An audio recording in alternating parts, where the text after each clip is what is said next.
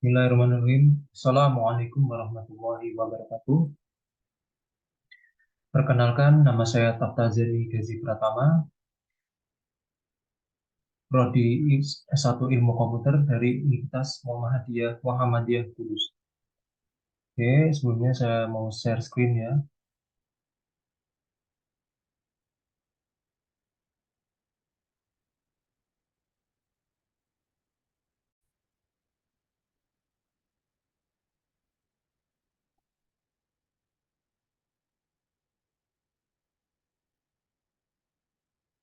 Oke, pada kesempatan kali ini saya akan menjelaskan tentang dasar-dasar untuk seorang web developer itu harus tahu eh, apa itu pemrograman web. Kemudian nanti kita belajar tentang tools-tools yang digunakan untuk pemrograman web, terus ada perbedaan antara client dan server.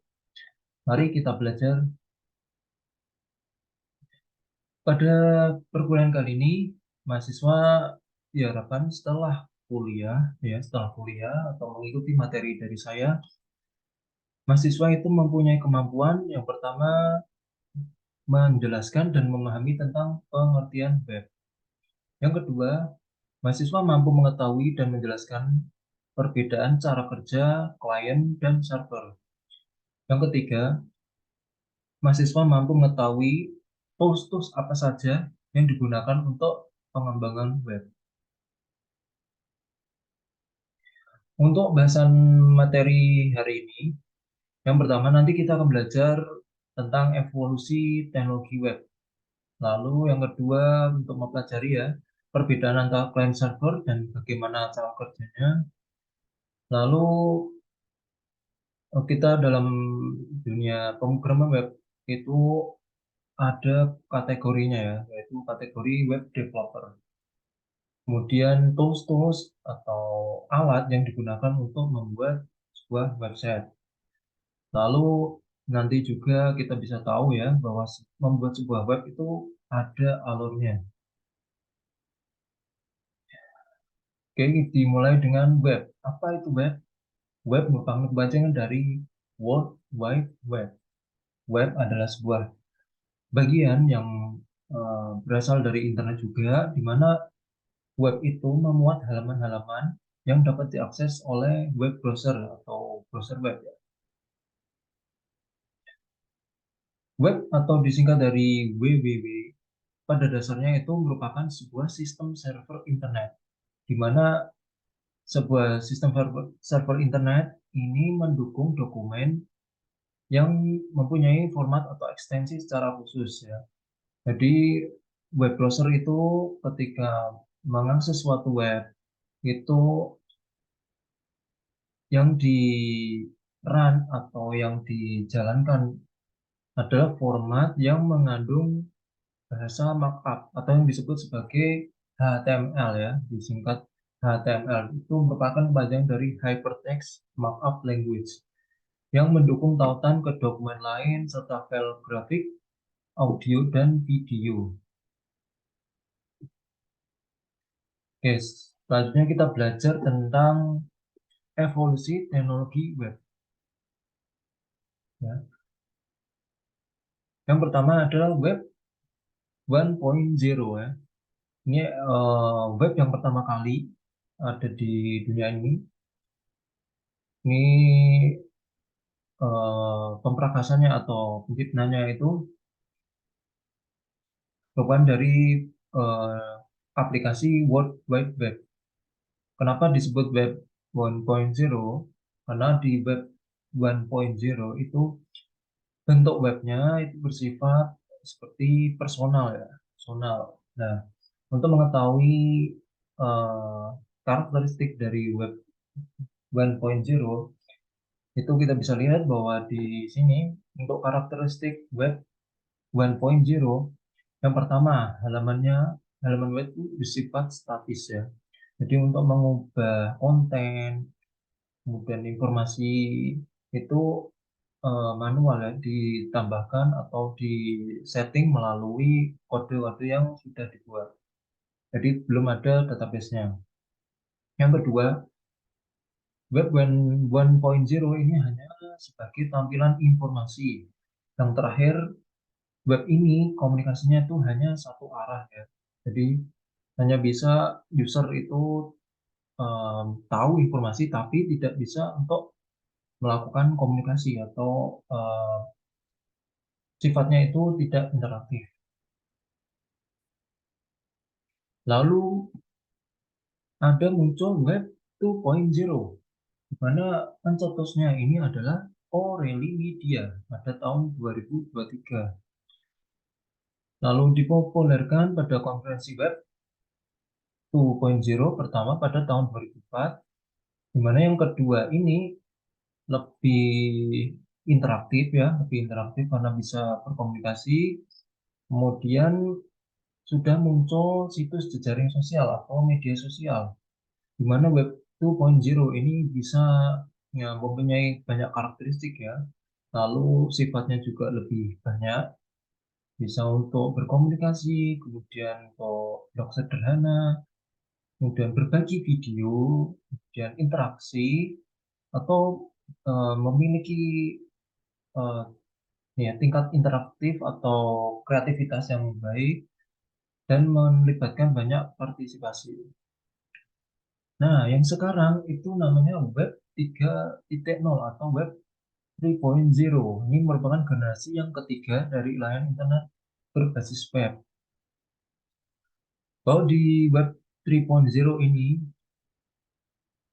memiliki karakteristik web semantik ya, atau seperti mesin pencari, di mana ketika kita menuliskan suatu keyword atau kita mau mencari suatu katakanlah informasi, nantinya di mesin pencari seperti Google itu akan memberikan informasi yang sesuai apa yang kita cari ya. Lalu kedua, sudah mendukung pencarian dengan berbagai macam bahasa pengguna. Lalu sudah menggunakan database dengan jumlah yang besar, pembelajaran lewat mesin, lalu juga sudah menggunakan kecerdasan buatan web ya. Atau eh, salah satu contohnya agen rekomendasi, yaitu bisa kita lihat ketika kita belanja di e-commerce ya. Jadi misal saya mau belanja sepatu, sepatu katakan sepatu untuk bekerja ya, sepatu bekerja.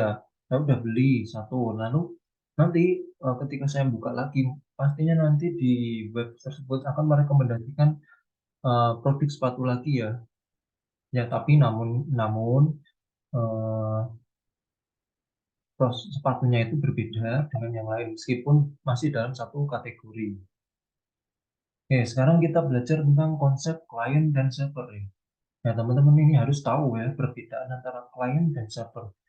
Klien itu sebagai pengguna ya, pengguna, di mana pengguna ini menggunakan perangkat, bisa melalui PC, lalu melalui handphone ya, handphone, lalu bisa melalui laptop. Nah, sedangkan untuk server itu adalah penyedia datanya ya, penyedia datanya. Klien itu eh, tujuannya adalah meminta informasi yang dihubungkan melalui internet, lalu server akan melayani permintaan dari klien ya. Jadi klien itu meminta, sedangkan server itu penerima ya. Jadi misal kita mengakses suatu web, itu klien nanti salah satu misal mau menggunakan laptop atau HP, nanti dia eh, mengetikkan di website tersebut ya nama webnya, namun harus terhubung dengan internet ya. Nah, misal mau mengakses di eh, misal katakan tik.com ya, di tik.com diklik, lalu nanti eh, akan muncul ya, akan muncul user interface atau tampilan dari website tersebut. Nantinya server itu akan mengirimkan semua informasi ya, terkait itu berita, berita dengan bahasa yang kita beri, dan masuk ke perangkatnya klien. Nah, selanjutnya dan dunia kerja di web developer itu sekarang banyak ya untuk posisinya atau sebuah profesi ya, ini bisa dikatakan sebuah profesi, di mana bisa terbagi menjadi banyak ya, tapi saya ambil tiga saja. Yang pertama ada front end developer. Nah, ini fungsinya untuk membuat tampilan suatu website. Lalu desain dari website tersebut dan website tersebut juga bisa lebih interaktif ya. Yang kedua back end developer. Ini ada di sisi belakang ya. Ini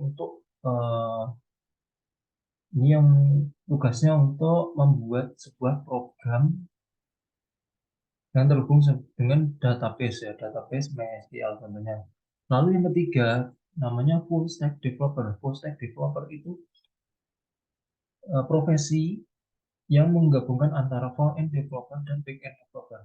Jadi di full stack developer itu harus mempunyai kemampuan untuk mendesain suatu website, kemudian merancang sebuah database, lalu juga harus pandai untuk membuat program.